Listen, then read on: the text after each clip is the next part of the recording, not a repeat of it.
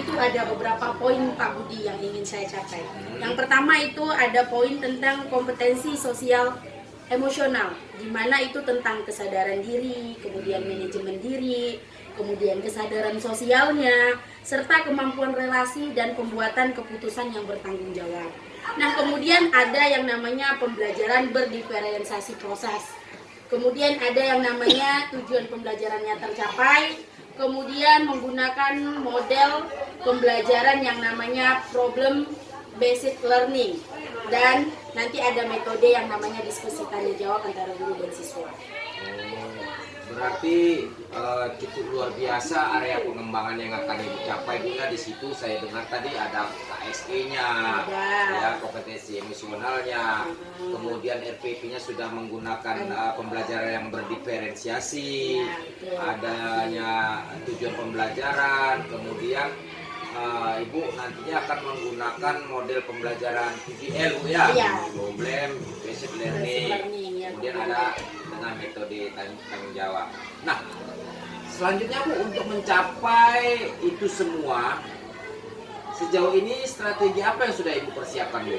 Nah, strategi yang dipersiapkan itu pakai media pembelajaran. Nanti selain menggunakan yang namanya PowerPoint, juga ada nanti akan ditampilkan bagaimana contoh teks surat pribadi dan bagaimana contoh teks surat dinas. Kemudian juga nanti ada videonya, Pak, ada video pembelajaran. Nah, setelah selesai itu nanti akan ada diskusi kelompok untuk anaknya.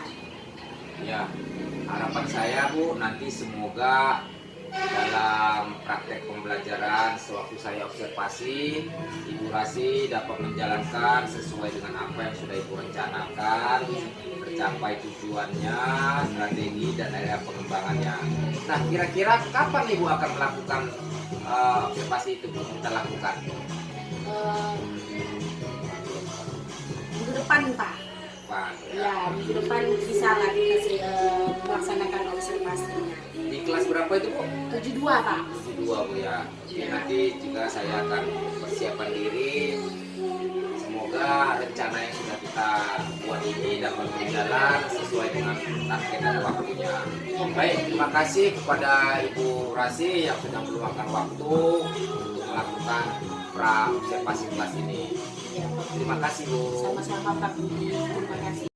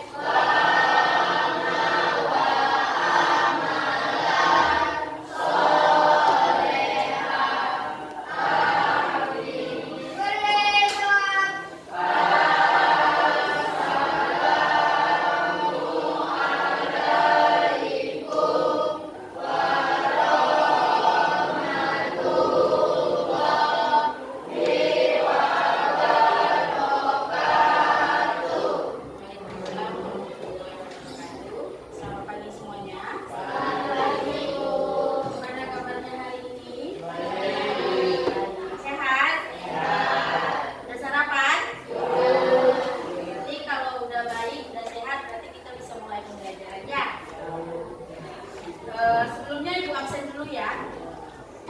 Ardina Devita, Arya Julian Putra, Bayu Saputra, Devi Amelia Putri, Garu Everyone, Intan Liza Fadila, Ismail Sodikin, Isnan Hanafi, Jerisna Halawa, Kurniawan, Muhammad Rifki, Muhammad Fikri Nur Hafiz, Muhammad Fitra Fernando. Izin mana Fitra?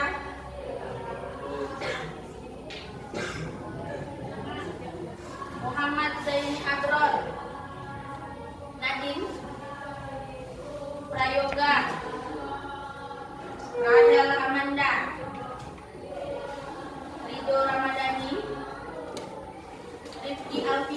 Rio Andika,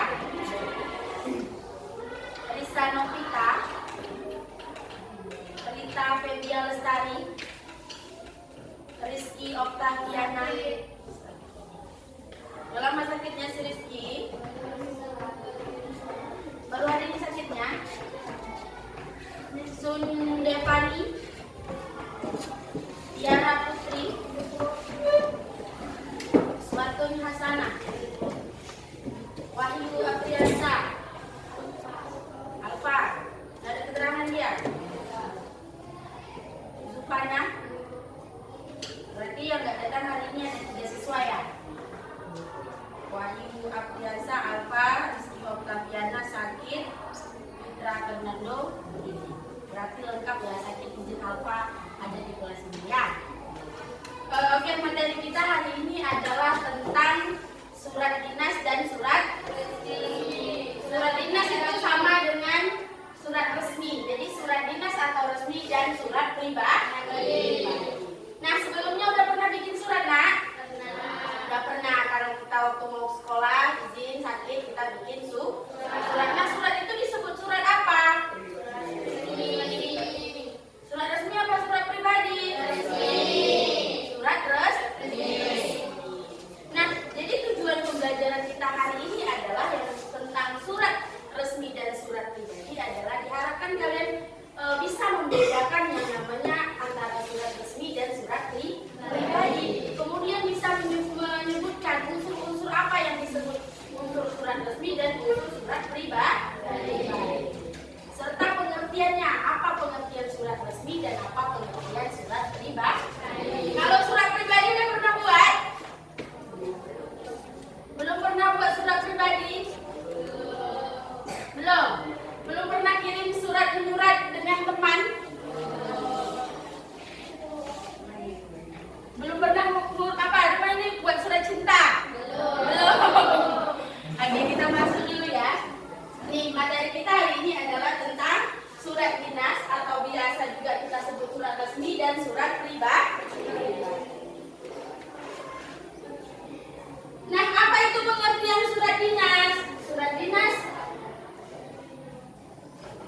nih, surat dinas adalah surat yang ditulis dalam situasi formal dan bentuk kepentingan formal. Jadi surat ini ditulis dalam situasi formal. Contohnya yang kayak kalian buat, misalkan waktu kalian izin tidak bisa masuk ke sekolah, kalian tuliskan surat kan? Itu formal apa enggak? Formal, memberitahu bahwasannya kalian tidak bisa masuk ke sekolah pada hari ini, bisa dikatakan sakit, izin dan lain sebagainya. Jadi apa itu surat dinas? Surat yang ditulis dalam situasi formal dan untuk kepentingan formal. Jadi dia kepentingannya itu adalah untuk kepentingan yang bersifat formal.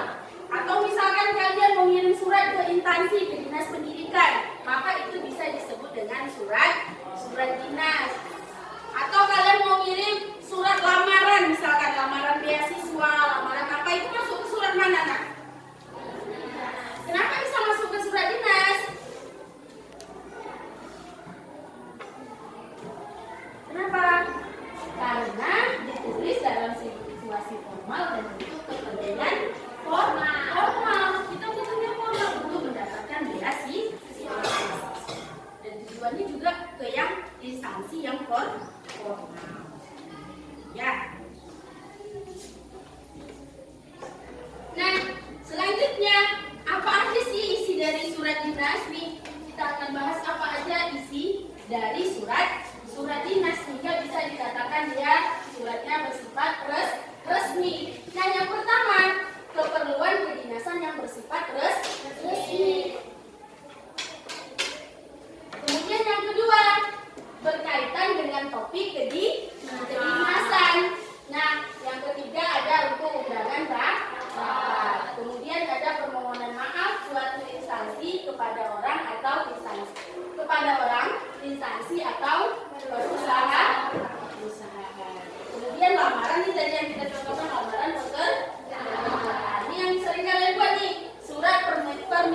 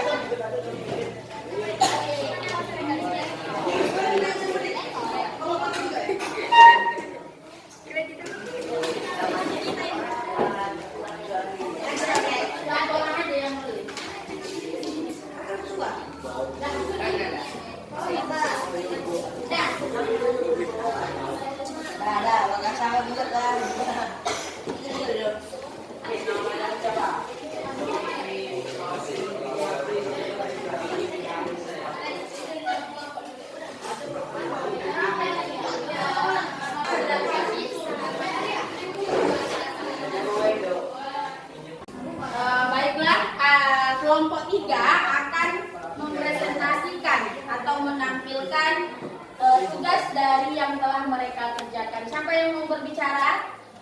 Tiara ya? Oke, Tiara, silakan Tiara. Kami dari kelompok 3 ingin menyampaikan tugas kelompok. Struktur surat dinas. 1. Kop surat. 2. Nomor surat. 3. Tanggal surat. 4. Lampiran. 5. Perihal. 6. Alamat surat. 7. Salam terbuka.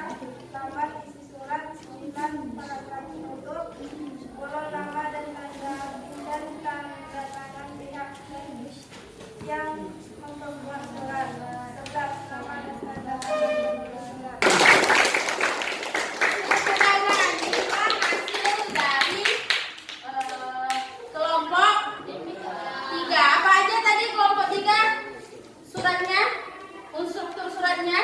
Surat, nomor surat, tanggal surat, tampilan, perihal, alamat surat, salam membuka, isi surat, paragraf penutup, nama dan tanda tangan pihak yang membuat surat, nama dan tanda tangan pembuat surat. Terima kasih kepada kelompok 3. Boleh kembali ke tempatnya kan? Sudah habis, maka kita lanjutkan di pertemuan selanjutnya. Oke? Sampai ketemu di pertemuan selanjutnya. Wassalamualaikum warahmatullahi wabarakatuh.